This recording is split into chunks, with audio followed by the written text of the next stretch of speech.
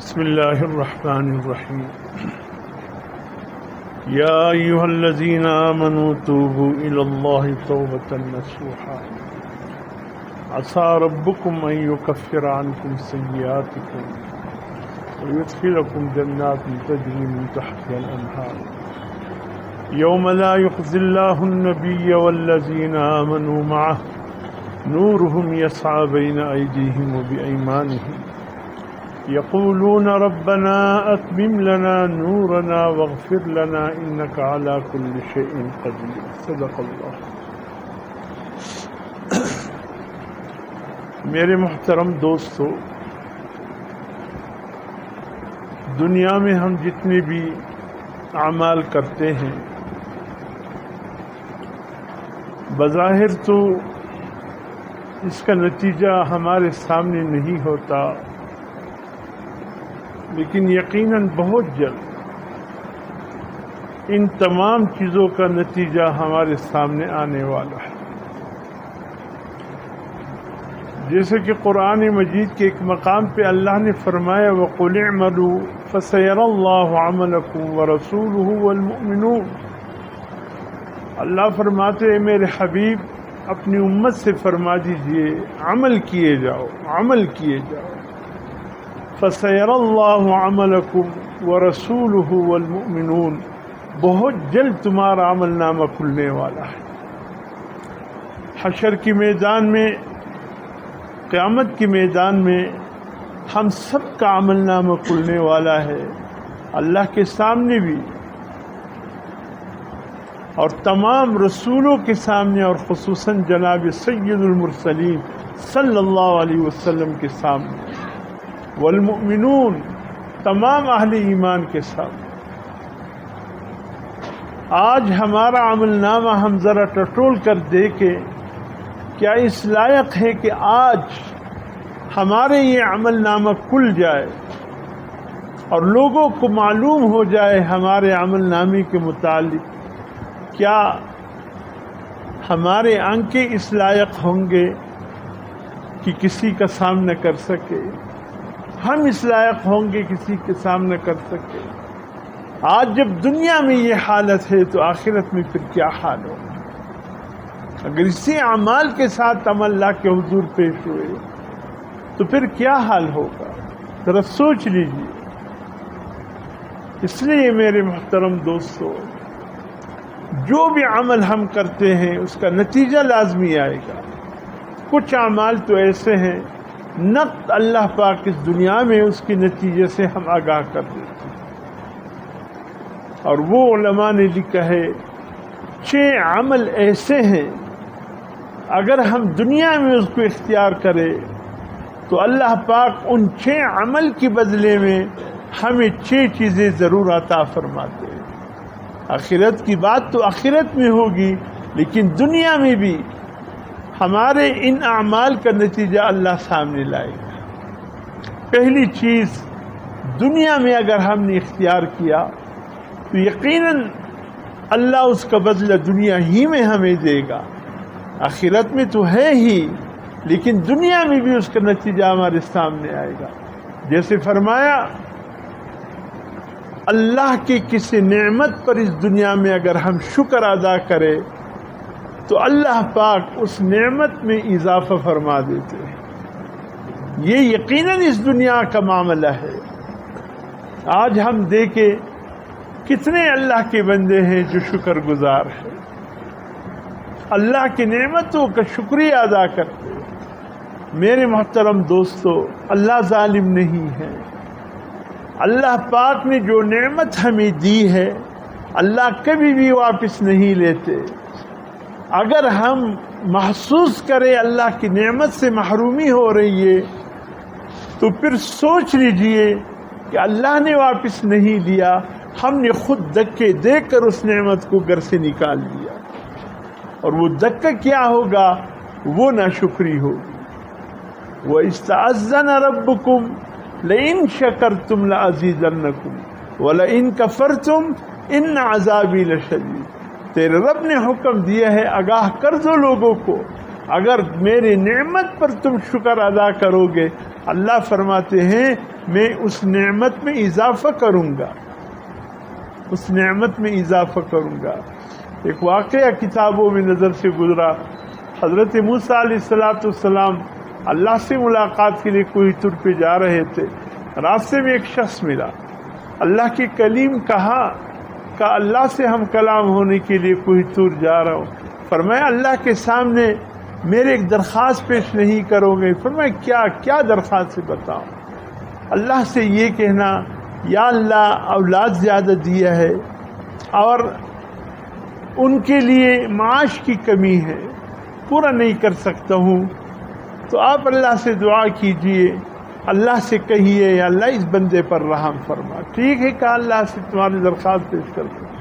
آگے چل کر ایک اور شخص ملے کہ اللہ کے کلیم کہا کہ ارادے کہ اللہ سے ہم کلام ہونے کوئی طور پر، فرمائے میرے ایک عرض اللہ کے سامنے پیش نہیں کرو گے؟ ہاں ضرور، کیا مسئلہ ہے؟ کہ اللہ نے اتنی کثرت کے ساتھ بھیڑ بکریاں دی ہیں، گائے بھینس اونٹیں دیے ہیں، زمینیں دیے ہیں اللہ پاک نے اتنی بڑی تعداد میں کہ میں دن رات ان مشاغل میں پھنسا رہتا ہوں، اللہ کی عبادت کا وقت بہت کم ملتا ہے۔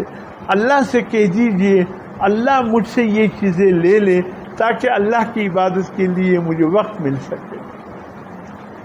حیران ہو گئے دونوں ایک دوسرے کے ضد، خیر چلے گئے، اللہ سے ہم کلام ہوئے۔ اللہ تو سب کے حالات کو جانتے ہیں اور دیکھتے ہیں۔ موسیٰ علیہ السلام نے عرض کیا اللہ دو بندے تیرے ملے تھے، ایک بندہ ملا تھا جس کو تو نے بہت زیادہ مال و دولت اسباب دیے تھے، اس نے یہ درخواست کی کہ اللہ سے عرض کر دینا کہ چیزوں کی کثرت ہے، اللہ مجھ سے لے لیں تاکہ اللہ کی عبادت اور بندگی کے لیے وقت نکال سکوں۔ تو اللہ پاک نے فرمایا موسیٰ اس سے کہہ دو کہ اللہ کی ناشکری شروع کر دو، نعمتیں خود بخود چلی جائے گی۔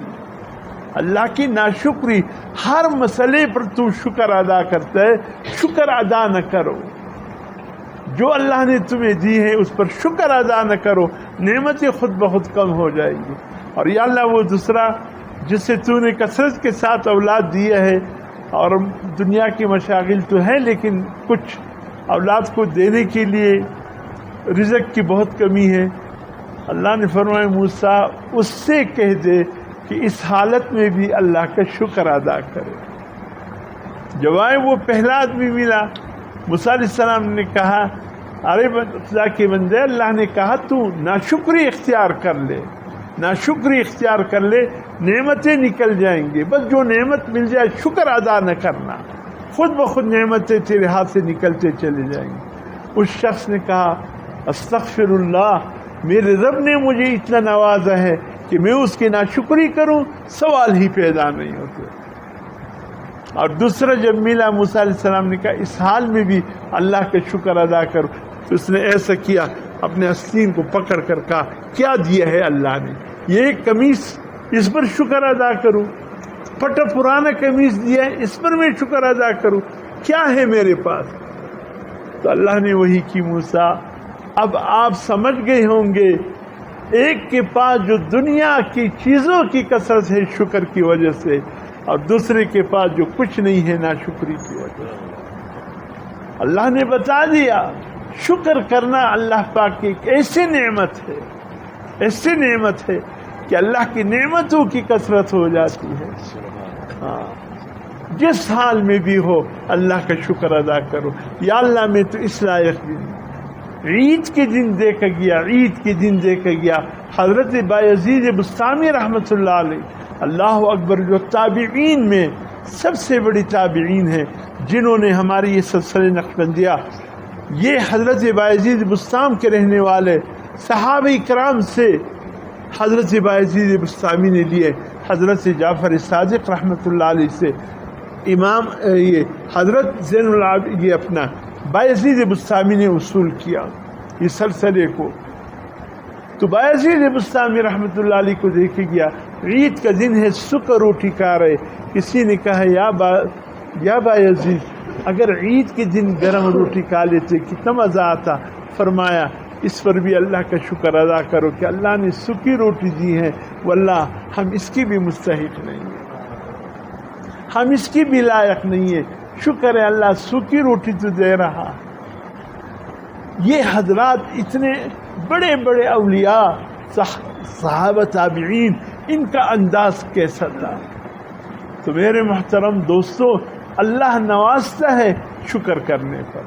اور دوسری چیز فرمایا، جس نے دنیا میں صبر کیا، کوئی امتحان آیا، کوئی آزمائش آئی، اللہ فرماتے ہیں صبر پر اجر یقینی، انما یوفی الصابرون اجرہم بغیر حساب، صبر کرنے والوں کو اللہ بے حساب عطا فرماتا ہے۔ صبر کریں، اللہ کی رحمت کے دروازے کھل جاتے، در رحمت کو کھلنے والی چیز عمل وہ صبر ہے۔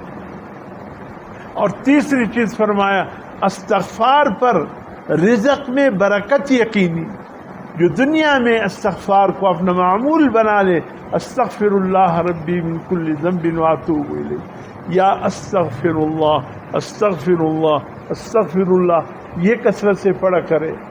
فرمایا جو جتنا زیادہ کثرت سے استغفار کرتا ہے، اللہ رب العزت اتنا اس کی رزق میں برکت عطا فرماتے، اتنا وسیع کر دیتے اس کے رزق کو۔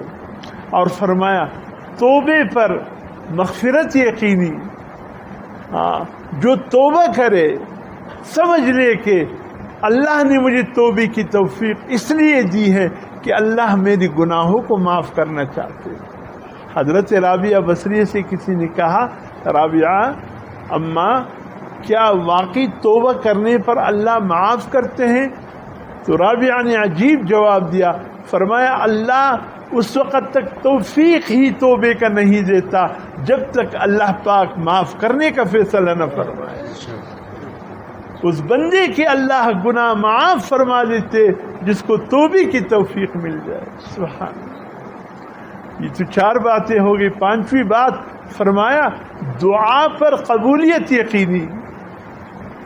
فرمایا ادعونی استجب لکم، تم مجھ سے مانگو میں تمہاری دعاؤں کو سنتا ہوں، نہ صرف سنتا ہوں بلکہ قبول بھی کرتا ہوں۔ کیا خیال ہے؟ ہم یہ سمجھتے ہیں کہ شاید ہم نے دعا کی ہوا میں اڑ گیا؟ نہیں نہیں نہیں نہیں، جو ہاتھ اللہ کے طرف اٹھ جائے اللہ اس کو خالی واپس نہیں کرتا۔ ہاں اس کی کئی حکمتیں ہیں، یا وہی چیز مل جاتی ہے یا اس کے بدلے میں ہمارے دل تو ایک بچوں کی طرح ہے۔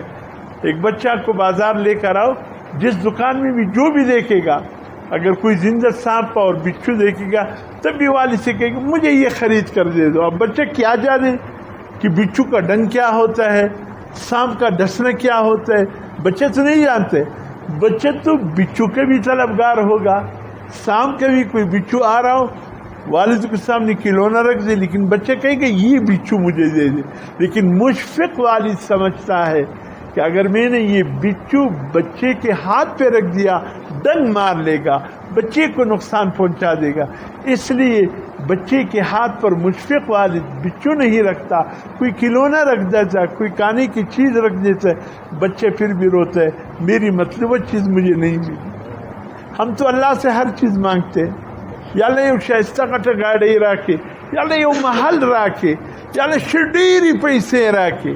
ہم بچوں کے، ہمارے یہ نفس بچوں کی طرح ہے، لیکن اللہ کو علم ہے میرا بندہ یہ چیزیں مانگ رہے، مجھے علم ہے اگر میں نے دے دیا میرے یہ بندہ باغی ہو جائے گا۔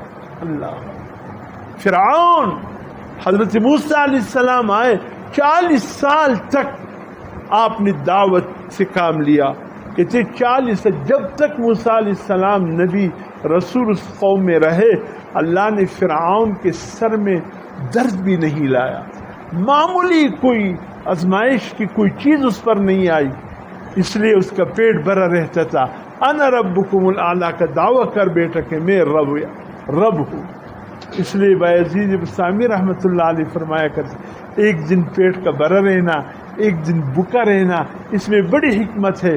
جب پورے زندگی پیٹ بھرا ہوتا ہے تو انسان کا پھر دل چاہتا ہے کہ رب کے مقابلے پر میں بھی رب کا دعویٰ کروں، پھر رب کے دعویٰ کرنے کو دل چاہتا ہے۔ اس لیے فرمائیے آزمائشات، بیماریاں تنگ دستی تکلیفیں جو آتی ہیں، اللہ چاہتے یہ ہے کہ بندے بس میرا محتاج رہے، مجھ سے مانگتے رہے، اس لیے کہ اگر پیٹ بھر گیا پھر کچھ اور بن جائے گا، اس لیے اس کو غنیمت سمجھو، بخار کے آنے کو غنیمت سمجھو، کسی تکلیف کے آنے کو غنیمت سمجھو کہ اللہ چاہتے ہیں میرا بندہ مجھ سے بھاگے نہیں۔ ہاں کوئی تکلیف آتی ہے پھر مسجد کی طرف دوڑ لگ جاتی ہے، یا اللہ رحم فرما، پھر سجدوں کی طرف دوڑ لگ جاتی، یا اللہ رحم فرما۔ اللہ بھی یہی چاہتے ہیں، تو یہ یقین کرو توبے پر معافی یقینی ہے۔ اور چھٹی بات فرمایا، جو شخص اپنے مال میں سے صدقہ نکالتا رہتا ہے، صدقہ اللہ کا وعدہ ہے وما انفقتم من شیء فہو یخلفہ، جو کچھ تم راہ خدا میں خرچ کرو گے اللہ کا وعدہ ہے اس سے بڑھ کر اللہ عطا فرمائیں گے۔ ہم نے یہ سمجھے کہ صدقے سے مال میں کمی آتی ہے، اللہ نے فرمایا نہیں، صدقہ کرنے سے مال میں اضافہ ہوتا ہے۔ کنویں سے اگر پانی نہیں نکالو گے تو ایک دن کنویں میں بدبو پیدا ہو جائے گا، اگر اس سے پانی نکالتے رہو تو تازہ پانی آتا رہے گا، تازہ پانی۔ کنویں کا پانی کبھی ختم نہیں ہوتا اگر پہلے والا پانی نکالو۔ ہاں اگر تالاب میں پانی بھر کر یہ ڈر محسوس ہو اگر میں نے اس کو جاری کر دیا پھر تالاب خالی ہو جائے گا، بھئی اس کو نکالو تاکہ بدبو پیدا نہ ہو، تاکہ تالاب میں نیا پانی آ جائے۔ تو اس طریقے سے اپنے مال میں سے صدقہ نکالتے رہو، اللہ کا وعدہ ہے میں کمی اس میں لانے نہیں دوں گا، میں اضافہ ہی رکھوں گا تمہارے مال میں اور کثرت کے ساتھ ہے۔ تو یہ 6 ایسے اعمال ہے اگر دنیا میں اختیار کرو گے نقد اللہ دنیا میں بدلہ عطا فرمائے۔ اللہ ہمیں توفیق دے ان باتوں پر عمل کرنے۔ تمام حضرات مل کر سب سے پہلے میرے ساتھ درود شریف پڑھ لیجیے، اللہم صلی علی محمد وعلی آل محمد کما صلیت علی ابراہیم وعلی آل ابراہیم، اللہم بارک علی محمد وعلی آل کما بارکت علی ابراہیم وعلی آل ابراہیم انک حمید مجید۔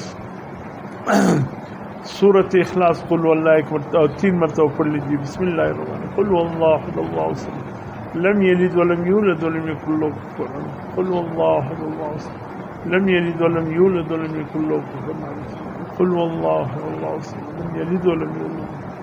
سورۃ علم نشرح ایک مرتبہ پڑھ لیجیے۔ بسم اللہ علم نشرح لک صدرک ووضعنا عنک وزرک الذی انقض ظہرک ورفعنا لک ذکرک فإن مع العسر یسرا ان مع العسر یسرا فإذا فرغت فانصب إلی ربک فارغب۔ بسم اللہ الرحمن الرحیم، الحمد للہ رب العالمین الرحمن الرحیم مالک یوم الدین ایاک نعبد وایاک نستعین اہدنا الصراط المستقیم صراط الذین غیر المغضوب علیہم ولا الضالین۔ اللهم صل على سيدنا محمد اللهم يا قاضي الحاجات يا قاضي الحاجات يا قاضي الحاجات، اللهم يا كافي المهمات يا كافي المهمات يا كافي المهمات، اللهم يا دافع البليات يا دافع البليات يا دافع البليات، اللهم يا شافي الأمراض يا شافي الأمراض يا شافي الأمراض، اللهم يا مجيب الدعوات يا مجيب الدعوات يا مجيب الدعوات، اللهم يا رفيع الدرجات يا رفيع الدرجات يا رفيع الدرجات، اللهم يا أرحم الراحمين يا أرحم الراحمين يا أرحم، اللهم صل على محمد وعلى آل محمد كما صليت على إبراهيم وعلى آل إبراهيم، حسبنا الله ونعم الوكيل حسبنا الله ونعم الوكيل حسبنا الله ونعم الوكيل، اللهم صل على محمد وعلى آل محمد كما صليت على إبراهيم والله ذو فضل على المؤمنين والله ذو فضل على المؤمنين، اللهم صل على محمد وعلى آل محمد كما صليت على إنا لله وإنا إليه راجعون إنا لله وإنا إليه راجعون، اللهم صل على سيدنا۔ یہ تو ذکر جہری و لسانی ہوا، اب ذکر قلبی دل کا ذکر جو ذکروں میں اہم ترین ذکر ہے۔ کان رسول اللہ صلی اللہ علیہ وسلم ذکر کل احیان، حضور صلی اللہ علیہ وسلم 24 گھنٹے اللہ کے ذکر میں رہتے تھے، وہ یہی ذکر قلبی دل کا ذکر ہے۔ اللہ کے پاس براہ راست جمع ہو رہا ہے، آپ کی توجہ دل کی طرف، دل دھڑک رہا ہے، یہ دھڑکن 1 منٹ میں 72 مرتبہ اللہ اللہ اللہ یہ دھڑکتے بھی ہیں، دھڑکن کے ساتھ اللہ اللہ بھی کہہ رہا ہے۔ آپ کی توجہ دل کی طرف، دل کی توجہ اللہ کی طرف۔ اللہ اللہ اللہ اللہ اللہ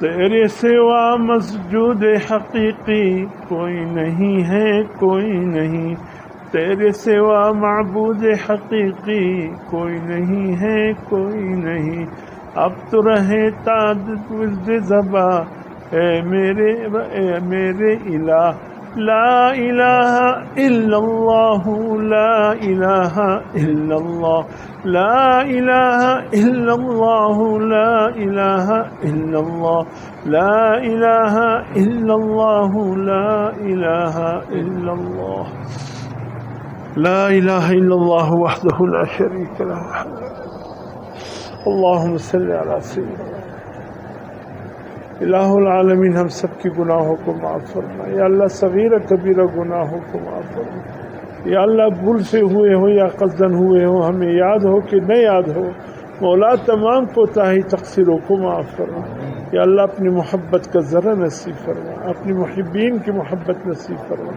یا اللہ، ان اعمال کی محبت نصیب فرما جو ہمیں تیرے قریب کر دے یا اللہ، تمام بیماروں کو شفاء کامل عاجل نصیب فرما، تمام مرحومین کی مغفرت فرما یا اللہ، ہم سب کی جو بھی جائز حاجتیں ہیں تیرے سامنے ہیں مولا، ان تمام حاجتوں کو پورا فرما یا اللہ، ہم سب جو بھی مشکلات رکھتے ہیں خداوند عالم ان مشکلات کو آسان فرما یا اللہ، جو رزق کی تنگی کی شکار ہیں مولا، ان کے رزق میں اضافہ فرما یا اللہ، جو پریشان حال ہیں ان کی پریشانیوں کو دور فرما یا اللہ، سندھ بلوچستان کی زمین پر جو آفتیں آئی ہیں مولا، کرم رحم عافیت کا معاملہ فرما الہ العالمین، اپنی رضا کا فیصلہ فرما یا اللہ، زمین جو تیرا مخلوق ہے یا اللہ، حکم دے کہ اس پانی کو نگل لے یا اللہ، تیرے بندے تاکہ اپنی گھروں میں دوبارہ آباد ہو سکے مولا، کرم فرما رحم فرما یا اللہ، جن کے اولاد نہیں ہیں ان کو صالح اولاد نصیب فرما،